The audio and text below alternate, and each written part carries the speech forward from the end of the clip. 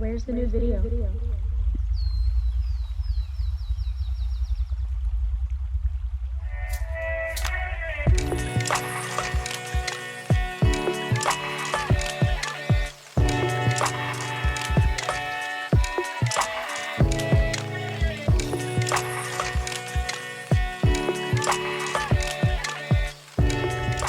Bro, when are you gonna get back to making videos? Make some videos like this moment.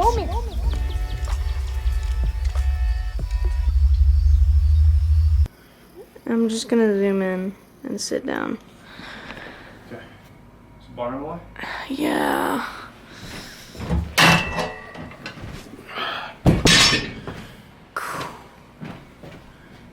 Just got done filming with Jordan. That was an experience in its own. It's been a long time since I've been back in front of a camera and back on my YouTube channel, and I feel pretty bad.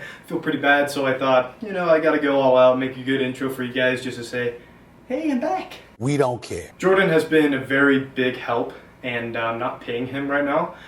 Essentially, I'm paying him through exposure, and so I am gonna ask you guys, since I'm not paying Jordan, I would definitely like to give back to Jordan and thank him for what he's done for me and what we're going to continue to do together, and how he's going to be helping me take this channel to new levels and new heights. And I'm sure you guys would, those are all great things for you guys too. It's going to make the videos better. There's going to be a lot more videos more frequently, so those are all good things. So we should thank Jordan for that. If you guys could please, from the bottom of my heart, I think I've only shouted out Drew before on this channel. Second shout out goes to Jordan. Stud. Next thing you're going to see is me doing a voiceover of a workout I did the other day. Jordan actually filmed that as well. And on top of that, I'm going to be doing a workout right now. My gym is close, so I thought, oh, it's kind of perfect. I could hit a workout here, keep this talking a little bit more entertaining while I'm working out and explaining stuff. A lot more entertaining than me just talking. So we're going to do kind of two workouts meshed together. Might be confusing, but that's how we're going to do it. I'll see you guys at the end of this video, and yeah, just enjoy. The chest is going to be the first one in this series because it was probably my best feature transformation. The thing that was most prominently changed, the thing that grew the most during this whole transformation of mine that I underwent. So we're going to start with the chest. Chest is one of my favorites. Also why we're doing it first. Start the series off with something strong just to propel it to go even further. So, chest.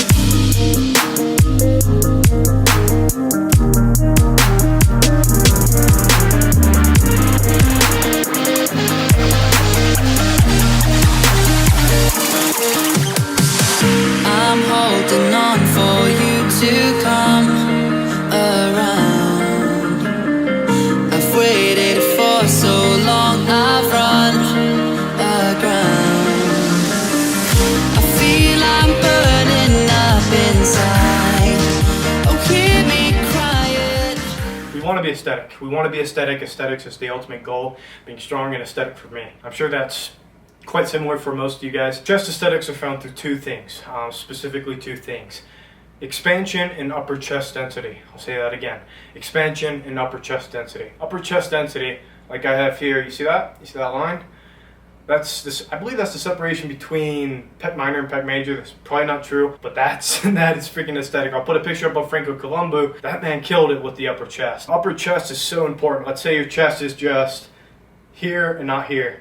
Let's say you don't have this and you just have a droopy, it's going to look droopy. It's going to ultimately look droopy. And that's what we call a powerlifting chest. Those guys who don't pay attention to aesthetics, they just want to be strong and all they do is flat bench.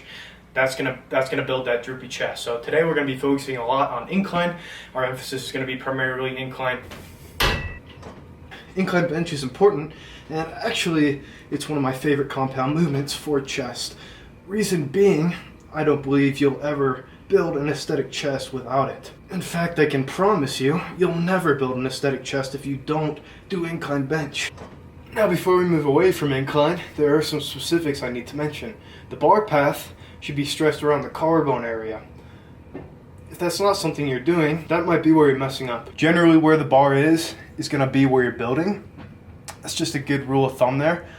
Sometimes the bar literally almost hits me in the chin because I try to go so high. Now the last thing that I really need to specify is you should be going slow on the eccentric part of the movement and explode on the concentric. Okay? The eccentric part of the lift is half of the movement.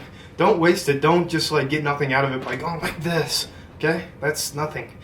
Slow it down It's all about time under tension. The key to muscle growth is time under tension, which leads me to my next thing, which is keep tension throughout the entire lift. Notice here, I'm not locked out. This is locked out. This is not locked out. I'm keeping tension. So there's no reason to lock out if you're trying to build muscle. Keep tension at the top there. Don't lock. Oh my gosh, I'm not gonna be able to do my reps. I'm so gassed. So I noticed those shining in some of these clips. I was gonna fix it, but I kind of like it. Kind of makes me feel like a fairy.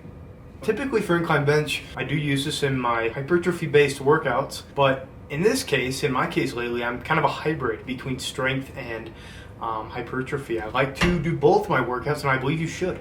I believe those two things do two entirely different things for your body, which they do, so you need both. You shouldn't just focus on one and forget the other. I want to be strong and I want to be aesthetic. I've said that many times on this channel, and that still remains true. So I've added some weight, not a lot of weight. It's 205. Typically I'd like a lift off just because it can be a bit harsh on the shoulders there. But on the occasion I like to train without a lift off, and today we don't have one. So that's one of these days. So we're going to do 205 for a 5x5, which is my strength.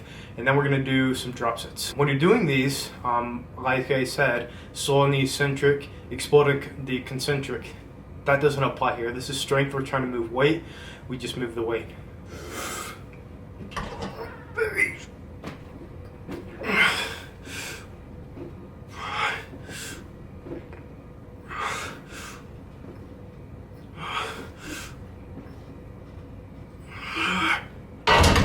I noticed I looked a little bloated in the last clip. You're gonna have to forget that. That's definitely not my stomach. That's just the camera. So I'm not done with my incline bench press here, but I'm going to move. I'm just going to talk along. Next thing we would be jumping to is incline dumbbell press. The reason we do it with dumbbells is simply because there's a greater range of motion, and like I said, it dates back to building the chest. Is all about expansion and getting a better stretch. That's why we do dumbbells on the incline. Once again, incline over flat 100% of the time. When you're working with dumbbells as opposed to a barbell, that demands extra stabilization. Thus you're recruiting more of those stabilizer muscles, making the movement that much better. That's why I love dumbbells. That's why they're one of the best.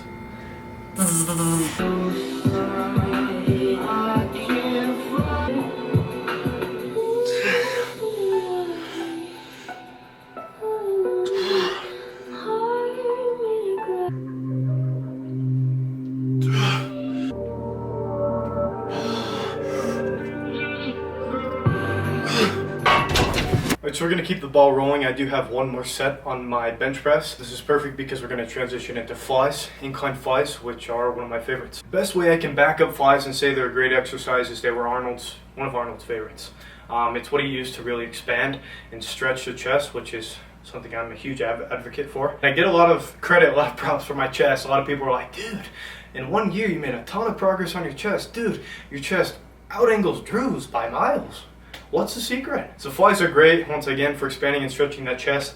Arnold actually, it was said he would almost freaking touch the ground when he'd do his flies, at least on flat bench.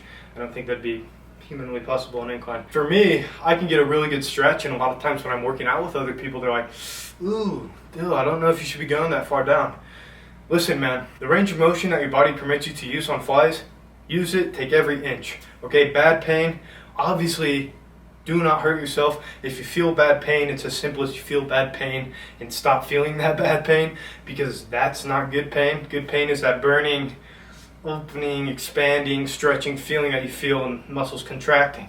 Okay, we're not trying to feel shoulder pain, which shoulder injury is pretty prevalent when we're doing this exercise. You feel shoulder pain, ask somebody who knows what they're doing, ask somebody to help you correct what you're doing wrong. It's as simple as that. I've seen professionals to learn correct form for what I do, and never made a better investment. Flies are great. I'm gonna stop talking, I'm gonna finish my set.